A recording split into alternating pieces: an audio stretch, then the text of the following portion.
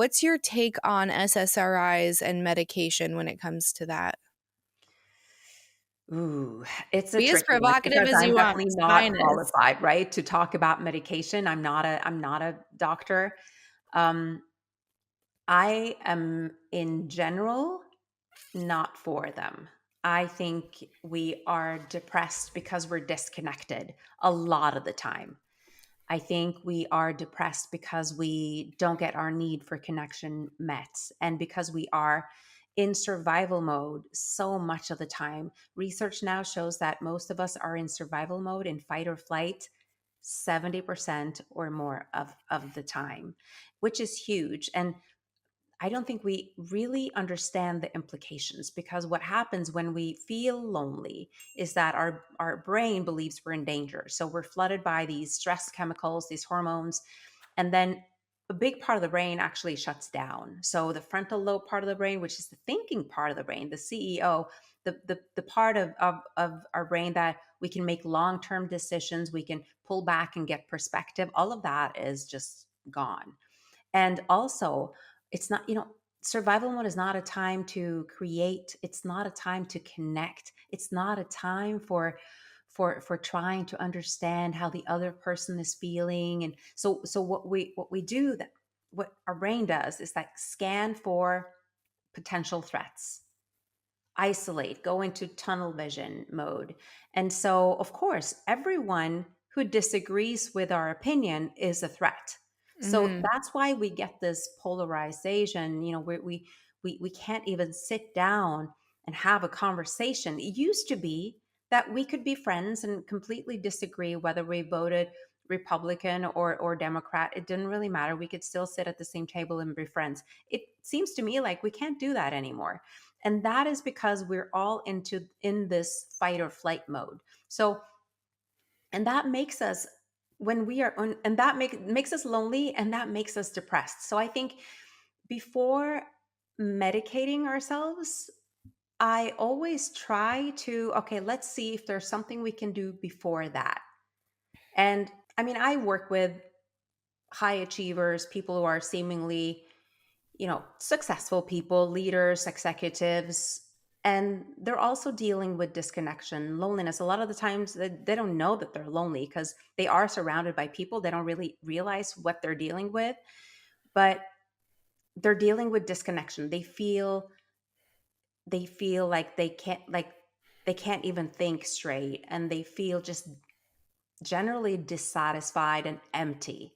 Mm. And a lot of that is not it's not going to help you to take medication. Yeah, you might feel it's kind of like dulls out, but it's like any addiction. You can eat food, you can eat chocolate, you can drink alcohol, you can do all sorts of things to alleviate that discomfort of disconnection for a short while, but it's not going to change anything. So when you're off of that medication or whatever you're addicted to, then you're going to feel just as bad or probably even worse because nothing helped.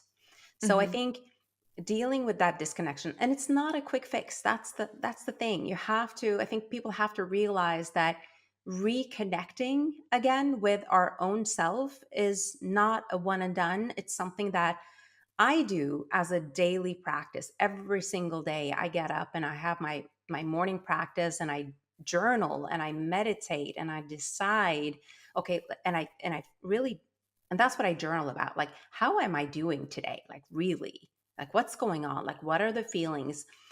And I think a lot of the talk today is about our thoughts. How you think is important. All of that, and we talk about mindset a lot.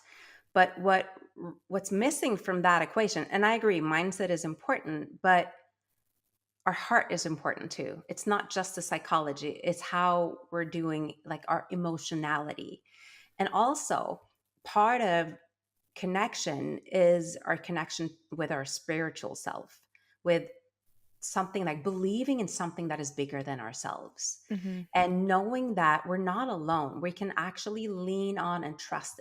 And spirituality doesn't have to mean anything religious. It's really about that connection that you have with yourself, and feeling that we are connected on some level deeply as energetic beings, right? Mhm. So we need all of those in addition to also our physical health. So connection is really the psychology, the emotionality, physicality, and also spiritual connection. So I think we just need all of those. And when we have all of those, and it doesn't have to be perfect all the time. It certainly never is because we're human beings. And but when we are working on these things, a lot of the people that I work with, they can go off the medication or they never have to take them.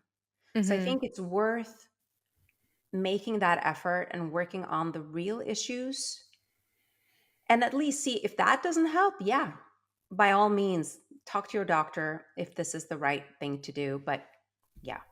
Yeah, I tend to agree. There was this quote I saw and it said, if your doctor isn't asking you how much water you're drinking, what you're eating, how much you're sleeping, how much you're exercising, and how much you go outside, you don't have a doctor, you have a drug dealer.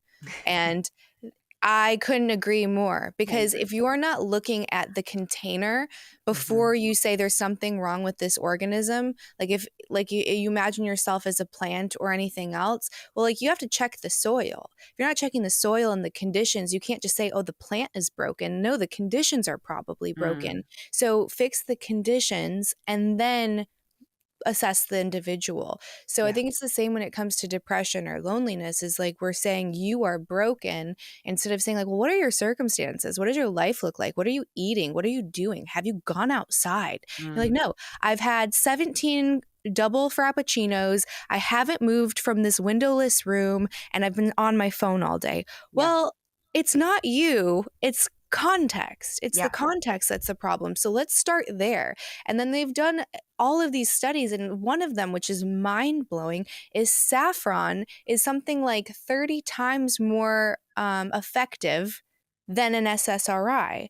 Well, what Mm, what are the side effects of saffron other than like maybe your fingers get a little bit stained from yeah. making the tea or the rice? So Yeah.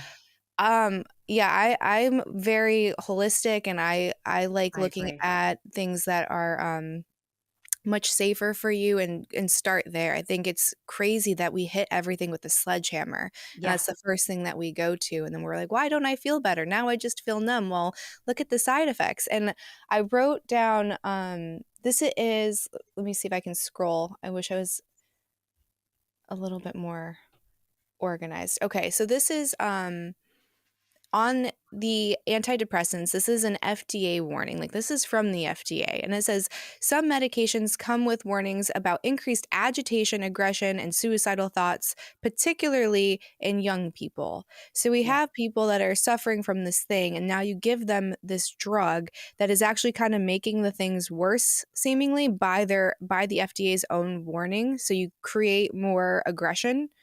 Okay, that's good. And suicidal thoughts. You already have someone that feels out of place, lonely, isolated, and you're Mhm. giving something that could potentially perpetuate that. Yeah. I don't Yeah. know. I'm And back to what you mentioned about, leadership, our governments, they have the information, or at least they have access to the information about the dangers of loneliness and all these things. And what what I thought was mind blowing during the pandemic is that none of our leadership talked about sugar and how dangerous sugar is for our overall health, and also in making us depressed and feeling more scattered, and even can make people violent. And it's just and just bad in general when it comes to our immune system.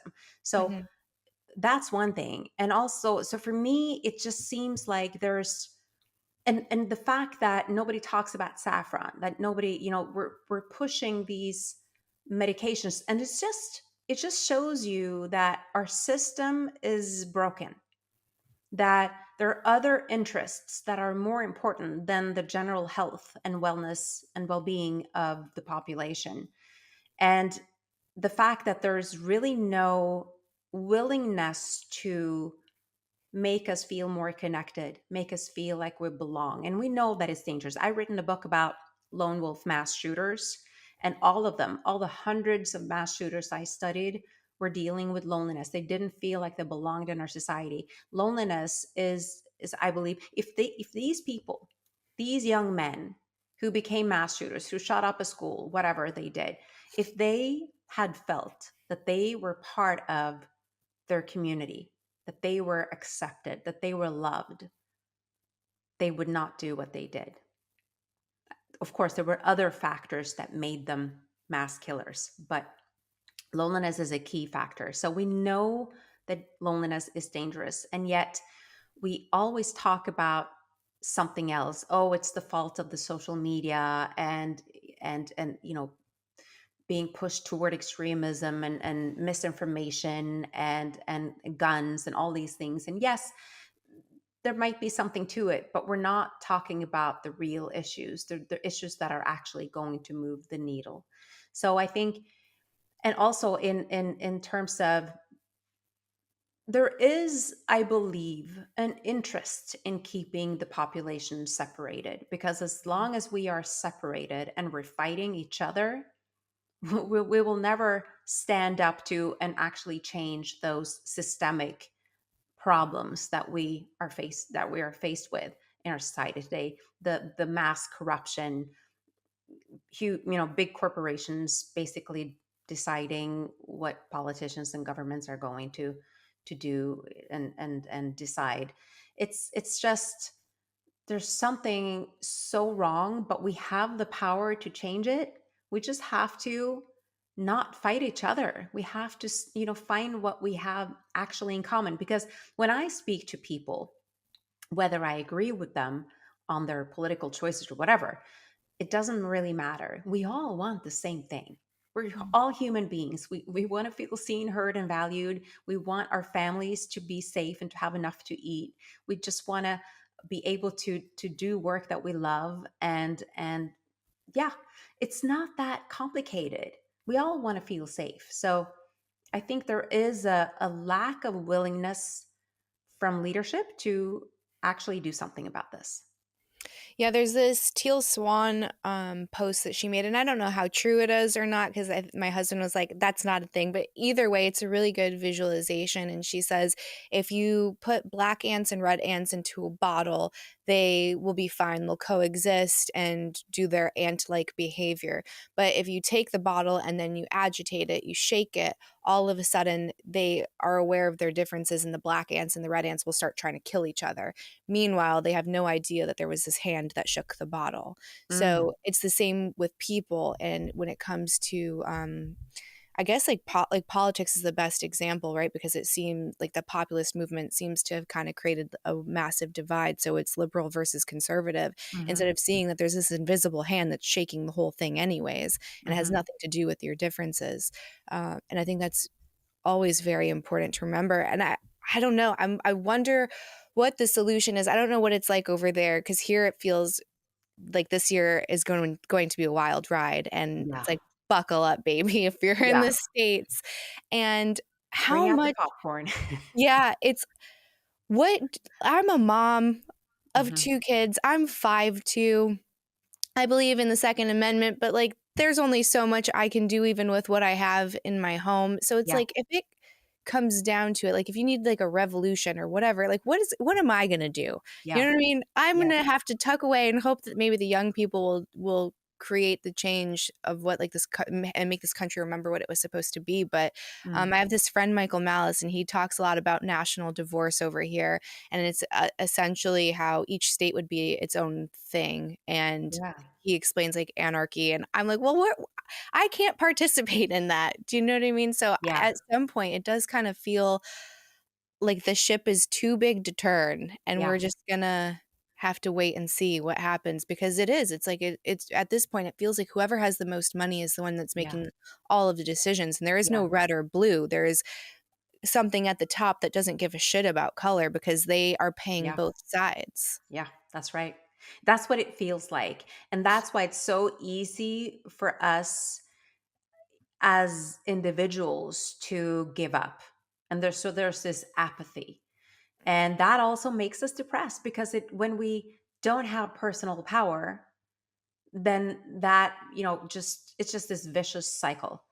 And so I think we need to take our power back by knowing that we actually can do something. And when you talk about, I don't know if that's, if the teal swan, what she showed there, if it's true or not, but the agitation, that hand that shakes the bottle, it's, to me, that's our survival mode Mhm. that messes with us, because in that state we're just like, it's like two angry dogs that are just barking at each other. And And so, if we can, each and every one of us, take responsibility for our own fear and survival mode and deactivate that constantly. And for me, I have to do it every day, multiple times per day.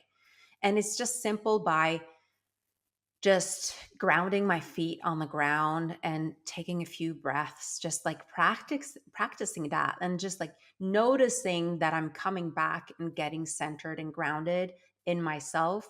Then I can, okay, then I can assess, am Mhm. I in danger now, or am I safe right now? And Mhm. most of the time I'm safe right now. So I do not need to hide. I do not need to run or fight. So I can actually just take a breath and not react to something that is annoying, or irritating, or yeah, or provoking me. But so I think each and every one of us, we have a responsibility to do that practice and to deactivate our survival mode so that we don't get into this reactive mode, that we can actually observe and then respond in a way that seems more balanced and loving, because we're all, everyone's struggling, everyone has something. So knowing that and just feeling that you can have a little compassion for other people and what they're going through, I think that goes a long way. So I think we, even if our leadership are not capable of doing this with each other, if we can do it as people, and I don't know, maybe a solution is to dissolve, the United States, and maybe Europe, the European Union as well. I don't know what the best solution is, but I do know that we as people have to find a way to not fight each other and be at each other's throats all the time, because we need each other and we need to figure out a way to coexist and to help each other.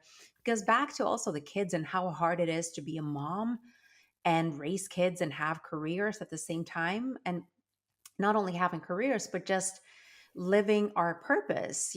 We having a calling, and being able to fulfill on your purpose is an important part of feeling connected, because you're connected with something that is bigger than just you and your personal needs. And Mhm. that's really fulfilling. And so being able to do that, that takes a village, because we need that village to help us with our kids, with our family, and to help each other out. Because if you look at, I mean, and this is so, in a way, easy and simple, and yet it's not done.